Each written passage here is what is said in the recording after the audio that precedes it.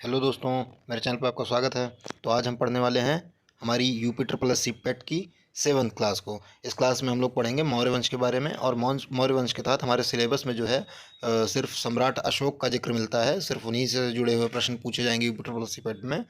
तो आज हम उन्हीं के बारे में पढ़ेंगे। थोड़ा सा परिचय ले लेते हैं इसके पहले जो है मगध साम्राज्य के बारे में, क्योंकि आसान रहता है इससे चीज़ें कनेक्ट कर पाना, रिलेट कर पाना। अचानक से अगर मैं सीधे अशोक के बारे में बताऊं तो वो उतना रिलेवेंट नहीं हो पाएगा। तो एक बार देख लेते हैं। तो मगध जो था, जो आपकी छठी शताब्दी ईसा पूर्व का समय था। छठी शताब्दी ईसा पूर्व में जितने भी महाजनपद यहाँ इंडिया में पनप रहे थे, उठ रहे थे, अपने उस पे विकास के दौर पे थे, उन सब में सबसे बड़ा या सबसे समृद्ध कहा जाए महाजनपद जो बोला जाए, वो निकल के आता है आपका मगध का महाजनपद। और यहाँ पे ऐसा इसलिए था क्योंकि इसके रूलर्स एक तो बहुत अच्छे थे, और दूसरी बात ये इसलिए भी था क्योंकि यहाँ की भौगोलिक जो दशा है, भौगोलिक स्थिति थी, वो बड़ी अच्छी थी। कुछ विशेष कारण रहे हैं, हालांकि यहाँ पे जो राजा इसको मिले हैं यहाँ मगध में, वो बड़े अच्छे मिले हैं। तो उनके बारे में देखते हैं। तो सबसे पहले 3-4 वंश आते हैं। जैसे था हर्यंक वंश। हर्यंक वंश के बाद आता है शिशुनाग वंश। इसके बाद आता है नंद वंश। और फिर लास्ट में आपका मौर्य वंश आता है। तो ये हर्यंक वंश से पहले भी एक आध वंश आते हैं, हालांकि वो मतलब इम्पोर्टेंट नहीं है। आपको यहाँ मौर्य वंश के बारे में मेनली देखना है। मौर्य वंश में सबसे पहले मौर्य वंश के राजा होते हैं चंद्रगुप्त मौर्य। इन चंद्रगुप्त मौर्य ने चाणक्य की सहायता से जो घनानंद था उसको पराजित किया था, और 322 ईस्वी में गद्दी पर बैठे थे। इसके बाद में 298 ईस्वी में ये यहाँ से 298 ईसा पूर्व में, सॉरी, ये यहाँ से जो है अपने मगध को छोड़ के ये जो है उनके साथ में भद्रबाहु के साथ में चले जाते हैं कर्नाटक के श्रवणबेलगोला में। और वहाँ पे जो है इनकी संलेखना विधि के द्वारा गोमतेश्वर की मूर्ति के पास इनका निधन हो जाता है वहाँ पे। इसके बाद इनके पुत्र बिंदुसार आते हैं, और बिंदुसार के बारे में मतलब बहुत ज़्यादा हमको नहीं जाना है। उसके बाद उनके पुत्र आते हैं अशोक। अशोक के बारे में कहा जाता है कि अशोक ने 273 ईसा पूर्व में उसको गद्दी मिल गई थी। ये कुछ जगहों पर है। हालांकि कुछ जैन ग्रंथ बताते हैं, कुछ जैन ग्रंथ या बौद्ध ग्रंथों में इस बात का जिक्र मिलता है कि अशोक को गद्दी मिलने में 273 से 269 तक लगभग 4 वर्षों का समय लग गया था। इसका रीज़न ये रहा है, उसमें जैसा कि वर्णित है कि इसने अपने 100 भाइयों को, 99 भाइयों को मार के और उसके बाद फिर अपनी गद्दी हासिल की थी। इस वजह से इसको 4 साल का टाइम लग गया था। तो इस वजह से जो है इसका शासनकाल जो है ये 269 से 232 बीसी तक माना जाता है। इसका जन्म 304 बीसी में होता है। इनकी माता का नाम सुभद्रांगी था। इनकी पत्नी जो है, इनकी 3 पत्नियां थीं। एक का नाम कारुआ की, दूसरे का नाम पद्मावती, तीसरी का नाम महादेवी। और इनके जो पुत्र हैं ये भी मैंने लिख रखे हैं, आप चाहें तो याद कर सकते हैं। हालांकि आपको ये चौथा जो महादेवी से इनका पुत्र है महेंद्र, ये याद रखने की जरूरत है, क्योंकि ये जो है श्रीलंका में बौद्ध धर्म के प्रचार के लिए अशोक ने इसको भेजा हुआ था। इसके बाद फिर क्या होता है कि जब ये कलिंग का युद्ध लड़ते हैं। कलिंग बेसिकली आज का उड़ीसा जो है, उड़ीसा के प्रांत में एक महाजनपद पड़ता, एक वो पड़ता था, एक छोटा सा राज्य पड़ता था। वहाँ की राजधानी थी कलिंग, मतलब एक वो था, एक प्रदेश था, उसकी राजधानी तोसली थी। तो वहाँ पे ये युद्ध लड़ते हैं, और उस युद्ध में बहुत भीषण नरसंहार होता है। और उसको देखने के बाद जो है अशोक बिल्कुल द्रवित हो जाते हैं, अंदर तक हिल जाते हैं। और उनको ये चीज़ समझ में आ जाती है कि हिंसा के रास्ते पे चल के कोई भी विजय प्राप्त करना तो संभव है, लेकिन मानसिक विजय प्राप्त करना संभव नहीं है। वो असल मायने में विजय नहीं होगी। तो इसकी वजह से उन्होंने वहीं पे अहिंसा का रास्ता त्याग दिया और बौद्ध धर्म की दीक्षा ले ली। बौद्ध धर्म की दीक्षा लेने के समय जो है जो गुरु थे इनके, वो बने उपगुप्त। उपगुप्त नाम के एक बौद्ध भिक्षु थे, और उन्होंने इनको बौद्ध धर्म की दीक्षा दी थी। इसके बाद इनके कई सारे अभिलेख देखने को मिलते हैं उस टाइम पे, मतलब क्या चीज़ें हुई थी उनकी जानकारी जो है हमको इनके अभिलेखों से ही ज़्यादातर मिलती है। मौर्य वंश, मगध, इन सब चीज़ों की जो है मतलब जानकारी मैक्सिमम इनके अशोक के अभिलेखों से मिलती है। तो कई सारे अभिलेख हैं, 3-4 अभिलेख हैं, जिसमें ये पता चलता है कि इसमें जिस अशोक का वर्णन है ये वही अशोक हैं कि जो कि मगध का राजा था। जैसे कि 4 मेनली हैं, उसमें से 2 आपको याद रखने हैं। एक है आपका मास्की और दूसरा है गुर्जरा। ये दोनों तो मेन हैं, बाकी आप उदय गुलान और नेट्टूर को भी याद रख सकते हैं। ये 4 अभिलेख जो हैं, इससे जो है इनका अशोक का नाम मिलता है। और नाम क्या मिलता है? देव नाम प्रियदर्शी अशोक, यानी देवताओं का प्रिय जो है ये अशोक को बोला गया है इस अभिलेख में। इसके बाद फिर भबरू अभिलेख में क्या मिलता है? भबरू अभिलेख में इसका नाम मिलता है मगध सम्राट अशोक।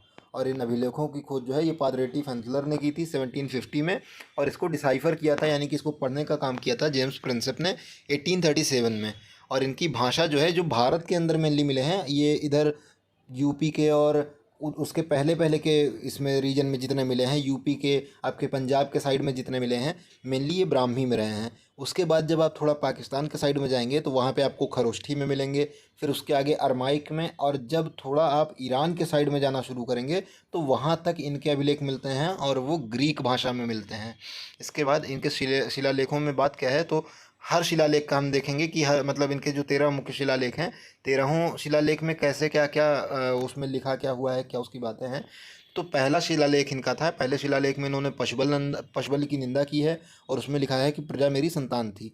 दूसरे शिलालेख में लिखा है कि उन्होंने एक पशु चिकित्सालय खुलाया था, और उसके बाद में उसमें ये लिखा हुआ है कि दक्षिण के कितने राज्य हैं और उनका वर्णन जो है थोड़ा बहुत दिया हुआ है उसमें। इसके बाद फिर तीसरे अभिलेख में इन्होंने अपने एक अधिकारी के बारे में लिख रखा है जिसका नाम ऋजुक था। उसने इन्होंने एक ऋजुक नाम के अधिकारी की नियुक्ति करी थी, एक प्रदेशक और एक युक्तक, ये 3 अधिकारी मेनली इन्होंने मतलब नियुक्त किए थे उस टाइम पे। और ये जो है इसका जिक्र ये आपको तीसरे अभिलेख में मिलता है। चौथे अभिलेख में भेरी घोष की जगह धम्म घोष। अब ये भेरी घोष क्या था? भेरी घोष होता है युद्ध की नीति। तो इन्होंने कलिंग युद्ध के पश्चात जब इन्होंने बौद्ध धर्म ग्रहण किया, उसके बाद इन्होंने युद्ध की नीति को त्याग कर ये धम्म की नीति का जो है, धम्म से विजय करने का जो है ये नीति अपनाया, और इसको बोला गया धम्म घोष। तो इन्होंने भेरी घोष की जगह धम्म घोष की नीति जो है ये अपनी चौथे अभिलेख में लिखी है। पाँचवें अभिलेख में इन्होंने इस धम्म के प्रचार के लिए धम्म महामात्र की नियुक्ति करी हुई है और उसका जिक्र किया है इसमें 5वें अभिलेख में। 6th अभिलेख में इन्होंने लिखा हुआ है आत्मनियंत्रण के बारे में कि व्यक्ति अपने आप पे नियंत्रण कैसे कर सकता है। 7वें अभिलेख में लिखा है इनके धार्मिक समन्वय के बारे में। जो माना जाता है कि जो बौद्ध धर्म की दीक्षाएँ थीं, हालांकि अशोक बौद्ध धर्म को मानने वाले थे, लेकिन अशोक ने अपने अभिलेखों में या अपने जो इन्होंने धर्म फैलाया, अपना इन्होंने धर्म फैलाया, इसमें एक्चुअल वही बातें नहीं थी कि जो बौद्ध धर्म में कही गई थी। ये बहुत सारे धर्मों से मतलब वास्ता रखते थे, ये उनसे इंस्पायर्ड थे और उनकी चीज़ें बोला करते थे। इनको जो जिस धर्म से अच्छी बातें लगती थी उसको ये एसिमिलेट करके और उसके बाद बोलते थे। तो इन्होंने इस तरीके से धार्मिक समन्वय की भी शिक्षा दी, और इस बारे में इन्होंने 7th अपने अभिलेख में, 7वें अभिलेख में बताया हुआ है। फिर 8वां है ये धम्म यात्रा के बारे में। तो 8वें उसमें क्या बोलते हैं अभिलेख में, इन्होंने धर्म यात्रा की थी। कहाँ कहाँ की थी? तो अपने शासनकाल के 10वें वर्ष में ये बोध गया गए थे, 20वें वर्ष में ये रुमिनदेई गए थे। और इनकी यात्रा का मतलब क्रम कैसा रहा था? तो सबसे पहले ये बोध गया से अपनी यात्रा शुरू करते हैं, फिर ये कुशीनारा जाते हैं, कुशीनारा यानी वर्तमान जो है कुशीनगर। इसके बाद फिर ये लुम्बिनी जाते हैं, लुम्बिनी से श्रावस्ती, और श्रावस्ती से सारनाथ यानी कि कपिलवस्तु जो है ये वहाँ तक जाते हैं, सारनाथ और फिर कपिलवस्तु जाते हैं, और उसके बाद इनकी यात्रा ये समाप्त होती है। फिर 9वें में इन्होंने बोला है 9वें अभिलेख में, दास और सेवक से श्री भाव रखना, यानी कि उनका भी सम्मान करना। यदि आपका कोई दास है, आपका कोई सेवक है, तो उसे हेय दृष्टि से ना देखें, आप उसे भी उसके स्तर का सम्मान दें। एक जेंटलनेस अपने व्यवहार में रखें अपने से निचले व्यक्तियों के लिए भी। तो ये इन्होंने 9वें उसमें लिख रखा है, 9वें अभिलेख में। 10वें अभिलेख में इन्होंने यश कीर्ति हेतु अपने जो कार्य कराए हुए हैं इसका वर्णन कर रखा है। 11वें में इन्होंने दान की चर्चा कर रखी है। तो इन्होंने जो है ये अपने 12वें अभिलेख में ये बताया है कि हमको अकारण अपने धर्म की विशेषता नहीं बतानी चाहिए, उसके बारे में फालतू का जो है मतलब उसके बारे में गुणगान करते नहीं चलना चाहिए। यदि उसमें कुछ तत्व है, यदि उसमें कुछ बात है, तभी उसकी विशेषता बतानी चाहिए। इसके बाद में 13वें में ये सबसे इम्पोर्टेंट है और ये बहुत बार पूछ रखा है कि अशोक ने अपने कौन सा अभिलेख में जो है ये कलिंग युद्ध का वर्णन किया है।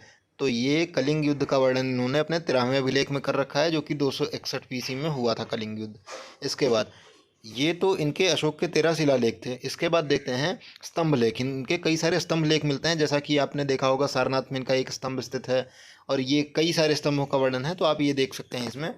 इनके स्तंभ जो है ये टोपरा में मिला है पहला स्तंभ, दूसरा मेरठ में मिला है, तीसरा कौशाम्बी में, चौथा लौरिया में, 5वां लौरिया नंदनगढ़ में मिला है, 6वां रामपुरवा अभिलेख है, और 7वां अशोक स्तंभ जो आपको सारनाथ वाराणसी में मिलता है।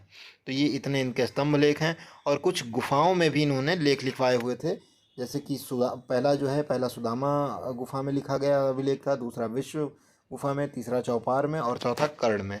तो ये आप याद रख सकते हैं। अशोक ने मेनली कई सारे, वैसे तो बोला जाता है लगभग 84,000 स्तूप इन्होंने पूरे इंडिया में बनवाए थे, लेकिन मेनली आपको 3 याद रखने हैं। पहला है सांची, सांची वाला आपका मध्य प्रदेश में स्थित है। दूसरा धम्मेक स्तूप, दम्मेक स्तूप आपका सारनाथ वाराणसी में स्थित है, और तीसरा भरहूत, भरहूत भी आपका एमपी में स्थित है, मध्य प्रदेश में ही स्थित है। तो इसी के साथ आपका ये चैप्टर समाप्त होता है। इसके बाद अगली वीडियो जो है ये आपके गुप्त वंश की आएगी, और उसके बाद जो है गुप्त वंश के बाद एक आपका हर्षवर्धन बचेगा, और इसके बाद ये हर्षवर्धन वाला टॉपिक ख़त्म करने के बाद आपकी ये लगभग एंशियंट हिस्ट्री ख़त्म हो जाएगी। फिर हम लोग धीरे धीरे प्रवेश करेंगे मेडिवल की तरफ में, बहुत तेज़ी से मेडिवल ख़त्म करके मॉडर्न पे आके और उसको कंप्लीट करेंगे। मुश्किल से आपके मतलब ये 10-10 मिनट के 30-35 वीडियो 36 वीडियो में ये सारा सब कुछ ख़त्म करके आपकी हिस्ट्री पूरी कंप्लीट कर दूंगा। तो आपको इसमें बिल्कुल टेंशन लेने की ज़रूरत नहीं है।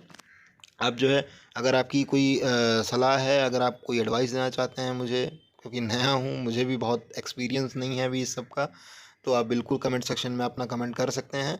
अगर आपको मेरा चैनल पसंद आता है तो इसको सब्सक्राइब करें, मेरा कंटेंट अगर आपको अच्छा लगता है तो इसको लाइक करें। Thank you.